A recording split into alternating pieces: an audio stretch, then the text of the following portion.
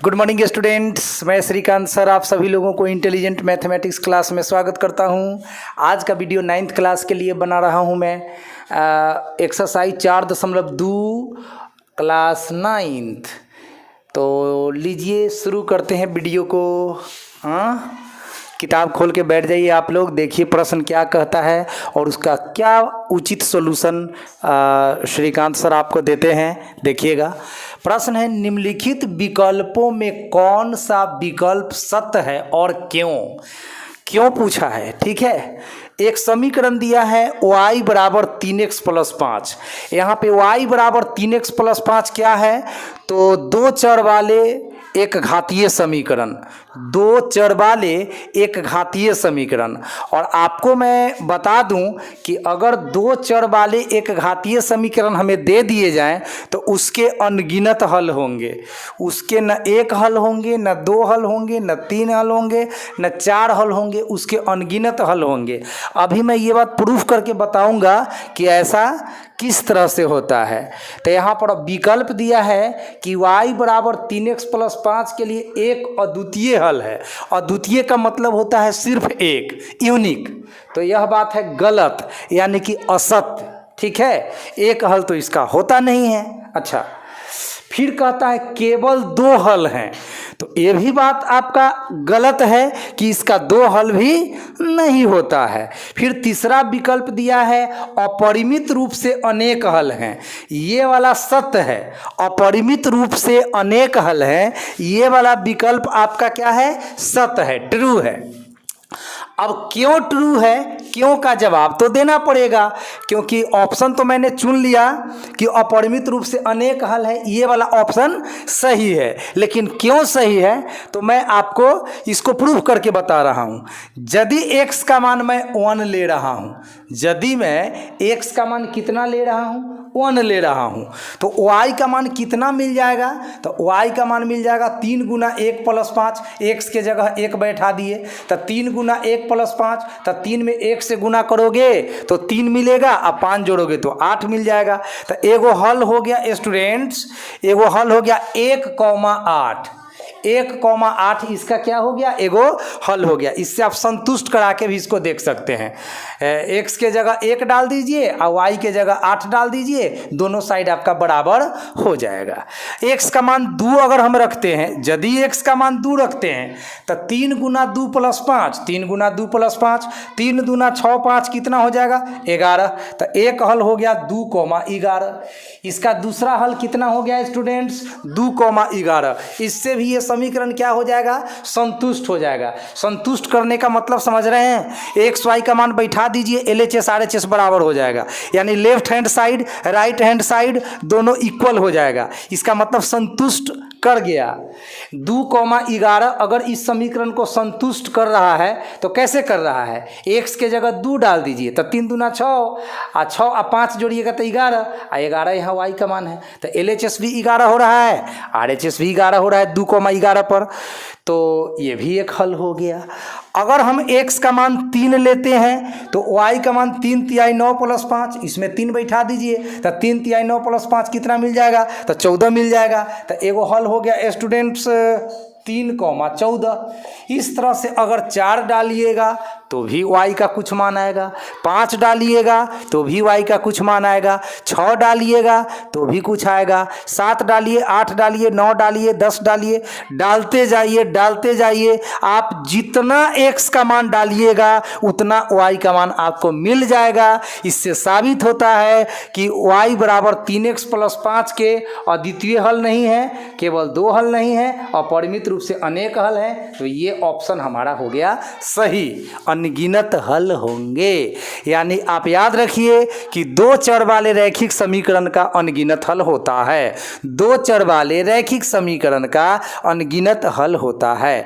There are infinite solution of 2 variable linear equation. चलिए अब है निम्नलिखित समीकरणों में से प्रत्येक समीकरण का 4 हल लिखिए। होता तो अनगिनत हल है, लेकिन पूछा है कै गो? 4 गो। तो हम लोग 4 गो निकाल कर बता देते हैं। तो 3 गो क्वेश्चन दिया हुआ है दू में, दू का फर्स्ट, दू का सेकेंड, दू का थर्ड। मैं आशा करता हूं कि दू का फर्स्ट मैं सोल्व कर दूंगा, तो सेकेंड और थर्ड आप लोग निश्चित रूप से सोल्व कर लेंगे तभी मैथ सीख पाएंगे। ठीक है, तो चलिए 2x + y = 7 का मैं कितना सोल्यूशन निकालूंगा? 4। कितना? 4। कितना?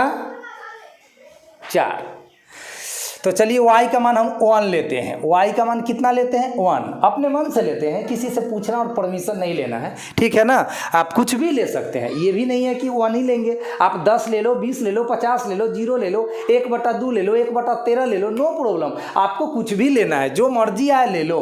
तो मैंने तो y का मान 1 लिया है, तो y की जगह 1 डालूंगा। 2x + y = 7। 2x + y है ना, तो y का मान 1 डाल दिए बराबर 7। ये +1 बराबर के बाद गया तो -1, और 7 में से 1 घटा है तो 6 हुआ, और 2 तिहाई 6 कट गया तो x का मान 3 मिल गया। एगो हल तो हो गया। अब y बराबर मैंने 2 लिया है, तो y के जगह, इस y के जगह मैंने 2 डाल दिया। +2 उधर जाएगा तो -2, 7 में 2 घट गया तो 5, और 2 से 5 तो कटेगा नहीं, तो क्या करेंगे?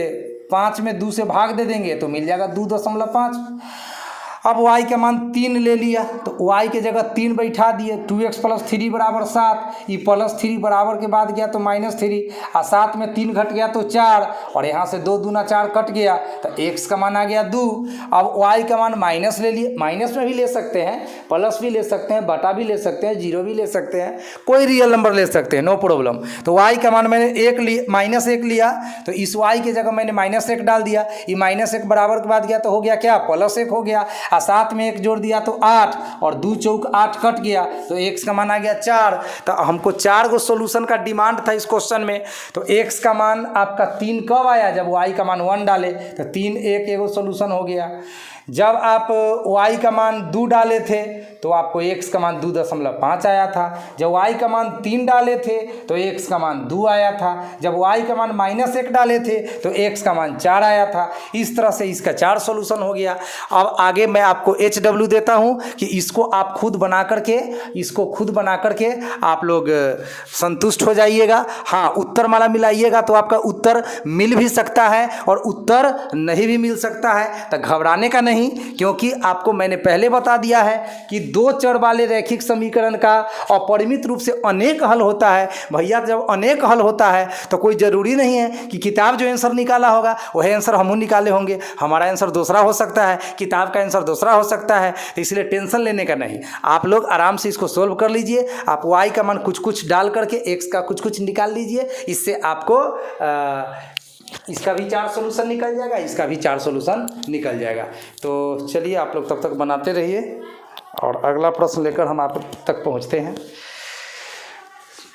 Thank you so much.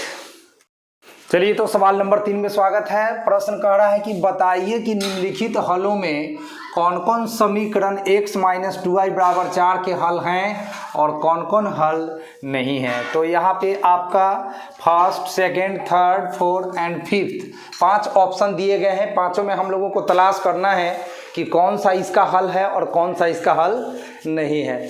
जो संतुष्ट करेगा वो हल है, जो संतुष्ट नहीं करेगा वो हल नहीं है। तो चलिए, हम बारी बारी से चेक करते हैं। इस समीकरण का LHS लिखते हैं। सबसे पहले LHS जो कि है x - 2y। इसमें ना हम x के मान 0 भर देते हैं, 2 का 2, और y का मान 2 भर देते हैं। इस तरह से 0 - 2 × 2 कितना होता है? 4। 0 में 4 घट गया तो -4 आया। यहाँ हमको 4 लाना था लेकिन -4 आ गया। इसका मतलब है कि नॉट इक्वल टू RHS, यह RHS के बराबर नहीं आया, इसीलिए 0,2 तो हल नहीं है।